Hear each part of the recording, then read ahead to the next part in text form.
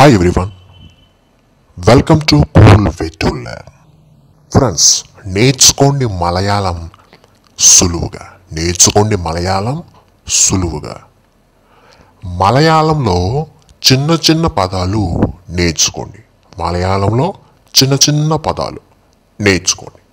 Friends, మనం తెలుగులో వాడే పదాలనే చాలా వరకు మలయాళంలో వాడుతున్నారని మీకు తెలుసా? అవునండి, ఇది నిజం. మనం తెలుగులో ఏ పదాలైతే వాడుతున్నామో వాటిలో చాలా వరకు మలయాళంలో కూడా ఉపయోగిస్తున్నారండి. అంటే అవే పదాలు మలయాళంలో కూడా యాజ్ టీజ్గా వాడుతుంటారండి. మనం తెలుగు ద్వారా మలయాళం నేర్చుకునే ప్రయత్నం చేస్తున్నాం కాబట్టి మీకు సింపుల్గా అర్థం అవ్వాలనే ఉద్దేశంతో ఈ సిరీస్ అనేది స్టార్ట్ చేయడం జరిగింది. మేము ఈ వీడియోస్లో దాదాపుగా 3000కు పైగా తెలుగు పదాలు ఇక్కడ చెప్తాను. ఆ పదాలని యాజ్ టీజ్గా మలయాళంలో కూడా ఉపయోగిస్తున్నారు అనేది మీకు ఇక్కడ అర్థమవుతుంది. ఓకేనా? అంటే 3000కు పైగా పదాలు నేను ఇక్కడ చెబుతాను. ఆ పదాలని యాజ్ టీజ్గా మలయాళం వాళ్ళు ఉపయోగిస్తూ ఉంటారండి. ఇందులో మీరు కొత్తగా నేర్చుకోవలసిన పని ఏమీ లేదు. కాకపోతే ఏ తెలుగు పదాలను మలయాళంలో యాజ్ టీజ్గా ఉపయోగిస్తున్నారు అనేది దృష్టిలో పెట్టుకుంటే సరిపోతుంది. ఓకేనా? మరి వెళ్దామా? రండి. మలయాళంలో చిన్న చిన్న పదాలు. మలయాళంలో చిన్న చిన్న పదాలు. పార్ట్ 1. కళ. కళ. ఈ కళ అనే పదం తెలుగులో తీసుకుంటే మలయాళం వాళ్ళు కూడా కళ అనే చెబుతారండి. ఏం చెప్తారు? కళ. సంచి. మనం తెలుగులో సంచి అని చెబితే మలయాళం వాళ్ళు కూడా సంచి అనే చెబుతారు. పుస్తకం. మనం తెలుగులో పుస్తకం అంటే మలయాళంలో కూడా పుస్తకం అనే చెబుతారు. రక్తం. మనం తెలుగులో రక్తం అంటే మలయాళం వాళ్ళు కూడా రక్తం అనే చెబుతారండి. శరీరం. మనం తెలుగులో శరీరం అంటే మలయాళం వాళ్ళు కూడా శరీరం అనే చెబుతారు. వెన్న. మనం తెలుగులో వెన్న అని చెబితే మలయాళం వాళ్ళు కూడా వెన్న అనే చెబుతారు. కారణం. తెలుగులో మనం కారణం అని చెబితే మలయాళం వాళ్ళు కూడా కారణం అనే చెబుతారు. నగరం. మనం తెలుగులో నగరం అని పలికితే మలయాళం వాళ్ళు కూడా నగరం అనే పలుకుతారు. మేఘం. మనం తెలుగులో మేఘం అన్నాం అనుకోండి, మలయాళం వాళ్ళు కూడా మేఘం అని అంటారు. మూల. మనం తెలుగులో మూల అని చెప్పామనుకోండి, మలయాళం వాళ్ళు కూడా మూల అనే చెబుతారు. చెవి. మనం తెలుగులో చెవి అని చెప్పామనుకోండి, మలయాళంలో కూడా చెవి అనే చెబుతారు. భూమి. మనం తెలుగులో భూమి అన్నాం అనుకోండి, మలయాళంలో కూడా భూమి అనే చెప్తారు. విచారణ అని మనం తెలుగులో చెప్పామనుకోండి, మలయాళంలో కూడా వాళ్ళు విచారణ అనే చెబుతారు. సంభవం అని మనం తెలుగులో చెప్పామనుకోండి, మలయాళం వాళ్ళు కూడా సంభవం అనే చెబుతారు. ముఖం అని మనం తెలుగులో చెప్పామనుకోండి, ఇదే పదాన్ని మలయాళంలో కూడా ముఖం అనే చెబుతారు. తల అని మనం తెలుగులో అంటే మలయాళంలో కూడా తల అనే చెప్పాలి. వార్త అని మనం తెలుగులో చెబితే మలయాళంలో కూడా వార్త అనే చెబుతారు. భయం అనే పదాన్ని మనం తెలుగులో చెబితే భయం అనే పదాన్ని మలయాళంలో కూడా ఉపయోగిస్తారు. కత్తి అని మనం తెలుగులో ఉపయోగిస్తే మలయాళంలో కూడా కత్తి అనే ఉపయోగిస్తారు.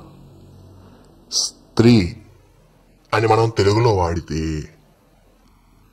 మలయాళంలో కూడా స్త్రీ అనే వాడతారు. అమ్మ అని మనం తెలుగులో మాట్లాడితే అమ్మ అని మలయాళం వాళ్ళు కూడా మాట్లాడతారు. పాదం అని మనం అన్నాం అనుకోండి, మలయాళం వాళ్ళు కూడా పాదం అనే చెప్తారు. లక్ష్యం అని మనం తెలుగులో అంటే మలయాళం వాళ్ళు కూడా లక్ష్యం అనే చెప్తారు. సంతోషం అని మనం అన్నాం అనుకోండి, మలయాళం వాళ్ళు కూడా సంతోషం అనే చెబుతారు. సహాయం అని మనం తెలుగులో చెబితే మలయాళం వాళ్ళు కూడా సహాయం అనే చెబుతారు. భాష అని అన్నాం అనుకోండి మనం తెలుగులో, మలయాళీస్ కూడా భాష అనే అంటారు. లాభం అని మనం తెలుగులో అంటే మలయాళం వాళ్ళు కూడా లాభం అనే చెబుతారండి. ఉప్పు అని మనం పలికితే మలయాళం వాళ్ళు కూడా ఉప్పు అనే పలుకుతారు. నష్టం అన్నాం అనుకోండి, మలయాళంలో కూడా నష్టం అనే పలకాలి. విషయం అని మనం చెప్పాం అనుకోండి పదం తెలుగులో, మలయాళంలో కూడా ఇదే పదాన్ని విషయం అనే చెప్పాలి. రాత్రి అని మనం తెలుగులో పలికితే ఇదే పదాన్ని మలయాళంలో కూడా రాత్రి అనే చెప్పాలి.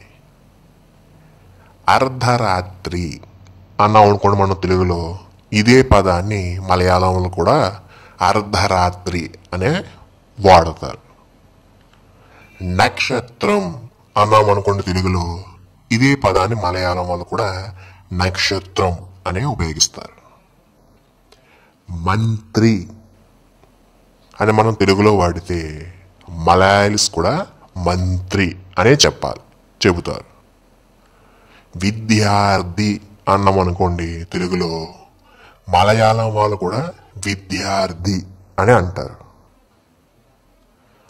ఆలోచన అనే పదం తీసుకున్నాం అనుకోండి తెలుగులో, మలయాళం వాళ్ళు కూడా ఆలోచన అనే పదమే చెప్తారు.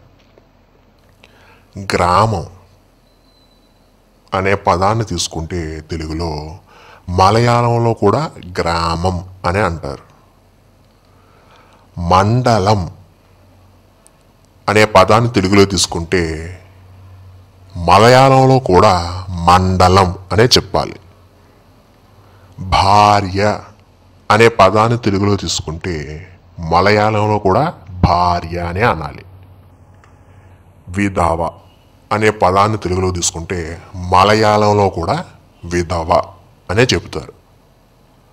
సాక్షి అనే పదాన్ని తీసుకున్నాం అనుకోండి తెలుగులో, మలయాళంలో కూడా సాక్షి అనే పదమే ఉంటుంది. సంగీతం అనే పదం తీసుకున్నాం అనుకోండి తెలుగులో, మలయాళంలో కూడా సంగీతం అనే చెబుతారు. నిమిషం అనే పదాన్ని తెలుగులో తీసుకుంటే ఇదే పదాన్ని మలయాళంలో కూడా ఉపయోగిస్తారు, నిమిషం అని. పేరు అనే పదాన్ని మనం తీసుకున్నాం అనుకోండి తెలుగులో, మలయాళంలో కూడా పేరు అనే చెప్పాలి. వల అనే పదాన్ని మనం తెలుగులో తీసుకుంటే మలయాళంలో కూడా వల అనే అంటారు. భాగం అనే పదాన్ని తెలుగులో తీసుకుంటే మలయాళీస్ కూడా భాగం అనే చెప్తారు. రోగి అనే పదం మనం తెలుగులో తీసుకున్నాం కదా, ఇదే పదాన్ని మలయాళంలో తీసుకుంటే రోగి అనే చెప్పాలి. స్థలం అనే పదాన్ని మనం తెలుగులో తీసుకుంటే మలయాళంలో కూడా స్థలం అనే చెబుతారు. అభిప్రాయం అనే తెలుగు పదాన్ని మనం తీసుకుంటే మలయాళీస్ కూడా ఇదే పదాన్ని అభిప్రాయం అనే చెబుతారు. చూసారు కదా, ఇక్కడ నేను కేవలం కొన్ని పదాలు చెప్పాను. ఇలాంటివి 3000కు పైగా పదాలు మీరు నేర్చుకోబోతారండి. చాలా సింపుల్గా ఉంది కదా. ఇది నిజమండి. ఇది మనకి మలయాళం అనేది, ఇందులో మీరు కష్టపడి నేర్చుకోవాల్సింది ఇక్కడ ఏమీ లేదు ఈ పదాల్లో. అయితే మనం తెలుగులో వాడే ప్రతి పదము మలయాళంలో ఇలాగే ఉంటుందని కాదు, కానీ మన మలయాళంలో అంటే మన తెలుగులో సుమారుగా 3000కు పైగా పదాలు నేను మీకు ఇవ్వడం జరిగింది. ఇదే వీడియో సిరీస్లో కంటిన్యూ అవుతూ ఉంటుంది. మనం 3000కు పైగా పదాలు, తెలుగు పదాలు తీసుకుని ఆ తెలుగు పదాలనే మలయాళంలో కూడా వాడుతున్నారు అని నేను మీకు సులభంగా అర్థమయ్యే విధంగా చెప్పడం జరుగుతుందండి. ఓకే, ఈ సిరీస్ అయిపోయిన తర్వాత మన తెలుగు పదాలు కొన్ని తీసుకుని వాటిని మలయాళంలో ఏ విధంగా చెబుతున్నారు అనే సిరీస్ స్టార్ట్ అవుతుంది. ఓకే, అయితే మీకు అందరికి అర్థం అవ్వాలని ఈ ప్రయత్నం చేశానండి. ఓకే, కొన్ని తెలుగు పదాలు తీసుకోవడం, ఆ తెలుగు పదాలను మలయాళంలో కూడా అదే విధంగా మాట్లాడుతున్నారు. చూసారు కదా, ఇలాగే మీరు ప్రాక్టీస్ చేయండి. ఓకే, మనం నెక్స్ట్ వీడియోలో అవుతాం. Thank you.